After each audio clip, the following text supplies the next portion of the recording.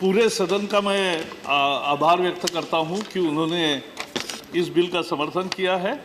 राजीव गौड़ा जी, अशोक वाजपेयी, रवि प्रकाश वर्मा जी, आबिर रंजन विश्वास जी, काक्षान Parveen ji, K Ragesh, professor Manoj Kumar Jha, Sushil Gupta, Ram Kumar Kashyap, Husain Dalwai, Vir Singh, Vinay Viswam and Hanumanthaiah ji. So I'm grateful to all the members.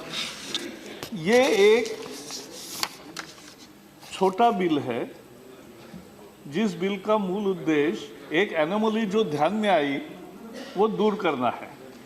Anomaly क्या है? ये कोई प्राइवेट इंस्टीट्यूट नहीं है, ये सारे केंद्रीय विद्यालय, केंद्रीय यानी central universities and state universities है, जो 17+6 23 यूनिवर्सिटीज है जिन्होंने ये काम विदाउट परमिशन 2011-12 में शुरू किया। हमारे जब ध्यान में आया तब हमने उसको तुरंत ये किया कि आगे से 2016-17 से उनको परमिशन लेने को लगाया, और परमिशन लेने के बाद जो बीच का पीरियड है वो पीरियड अब लीगलाइज करने की बात है, क्योंकि 17,000 से ज़्यादा स्टूडेंट्स उसमें नहीं तो सफ़र होंगे, उनके हाथ में डिग्री रहेगी लेकिन उसको कोई मान्यता नहीं होगी। और इसलिए इसमें central university Bihar, central university Jharkhand, Indian institute of teacher education Gandhinagar, Hari Singh Gaur university Sagar, regional institute of NCERT खुद, और कुरुक्षेत्र यूनिवर्सिटी, मेनी यूनिवर्सिटीज, ये सब यूनिवर्सिटीज़ का ही कोर्सेज थे। और इसलिए जो एक विषय पैदा किया कि ये बिल क्यों लाना पड़ा। इस तरह से इतने अच्छे यूनिवर्सिटीज़ वाले भी अगर लापरवाही करते हैं तो ये अच्छा नहीं है। अकाउंटेबिलिटी होगी, हमने अकाउंटेबिलिटी फिक्स करने को यूनिवर्सिटी में कहा है और यूनिवर्सिटीज़ वो काम कर रही है।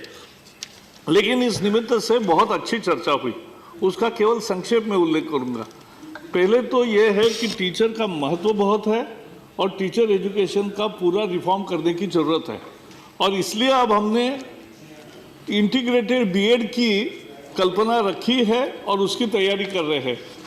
इंटीग्रेटेड बीएड के आज जो कोर्सेज चल रहे हैं उसमें केवल हनुमंतैया जी थोड़े लोग हैं, लेकिन ऐसा नहीं कि इंटीग्रेटेड बीएड पूरा शुरू नहीं हुआ है।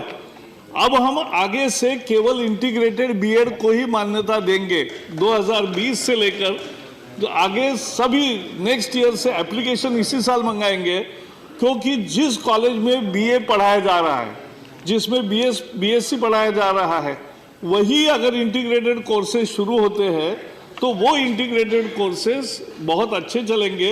जैसे लॉ का 5 साल का इंटीग्रेटेड कोर्स है और वो सक्सेस हुआ है, वैसे ये भी होगा। लेकिन तब अभी जो बीएड है वो तुरंत रद्द नहीं होता है। जैसे लॉ का डिग्री प्लस 2 ईयर का एलएलबी होता है, वो अभी भी चलेगा, लेकिन इंटीग्रेटेड है वो ज़्यादा पॉपुलर होगा, उसमें ज़्यादा नौकरियां मिलेगी, ये मुझे पूरा विश्वास है। तो ये पहला बात है। लास्ट मुद्दा इसमें है कि अभी नए बीएड और डीएड कॉलेज खोलने की परमिशन हम नहीं दे रहे। पिछले 3 साल से 0 ईयर किया है, क्योंकि आगे से परमिशन केवल इंटीग्रेटेड बीएड की ही मिलेगी।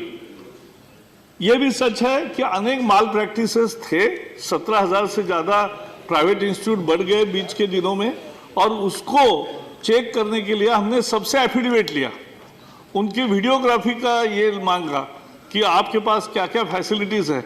तो सबके एफिडेविट हमारे पास आए हैं और उसकी शिनाख्त जारी है, लेकिन मैटर कोर्ट में भी है, इसलिए उसमें थोड़ी रुकावट आई है।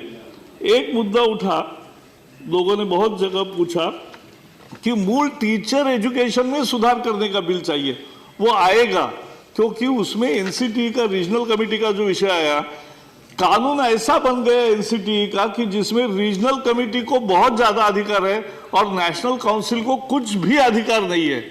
और इसलिए ये जवाब लोकसभा में देना पड़ता है कि रीजनल कमिटीज़ ने हमें हिसाब नहीं दिया, इसलिए बैलेंस शीट नहीं दे पाए। तो ये जो है स्थिति, इसको दुरुस्त करेंगे और टीचर एजुकेशन का जो प्राण है कि अच्छे टीचर पैदा हो, उसके लिए काम करेंगे। इसके लिए नई टेक्नोलॉजी भी कर रहे हैं। 17 लाख टीचर्स, 14 लाख टीचर्स ऐसे थे कि जो पढ़ा रहे थे लेकिन केवल 12वीं थे, उनके पास डिप्लोमा इन एजुकेशन नहीं था, उसके लिए हमने स्वयं ये अपना जो पोर्टल है उसके तरफ से ऑनलाइन और टीवी पर ऑफलाइन दोनों तरह के कोर्सेज शुरू किए।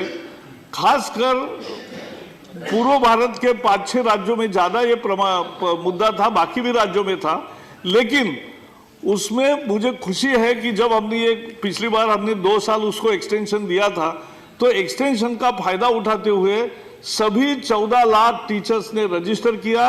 उनकी अब अच्छी पढ़ाई हुई, उसमें लेक्चर है, मटेरियल है, ट्यूटोरियल है, डिस्कशन फोरम है। हर 2 सप्ताह में एक बार टीचर्स इकट्ठा आते ब्लॉक स्तर पे या छोटे जगह पर भी जहाँ जैसी संख्या है, और उनको पढ़ाया जाता है वहाँ भी, और रिमोटली भी पढ़ाया जाता है, लेकिन वो आशंकाएं पूछ सकते हैं। 3 परीक्षाएं हुई है और अभी 4थी फाइनल परीक्षा मार्च में होगी। एक साथ 14 लाख टीचर का ये प्रोग्राम डीएलएड का बहुत सफल हुआ है, और ये मुझे घोषित करते हुए बहुत आनंद है कि ये करेंगे, और इसलिए बाकी सारे मुद्दों को हम देखेंगे और उसमें निश्चित सुधार करेंगे, क्योंकि बिना गुरु ज्ञान न होवे। और आज सावित्रीबाई फुले जो एक तरह से पहले महिलाओं को पढ़ाने वाली टीचर थी, उनकी आज पुण्यतिथि है, और इसलिए आज इसी जन्मदिन है, उसके उपलक्ष्य में आज हम ये बिल पास करेंगे, और आगे जो शिक्षा को सार्थक बनाने वाला दूसरा बिल भी आप ऐसे ही पास करेंगे। बहुत बहुत धन्यवाद।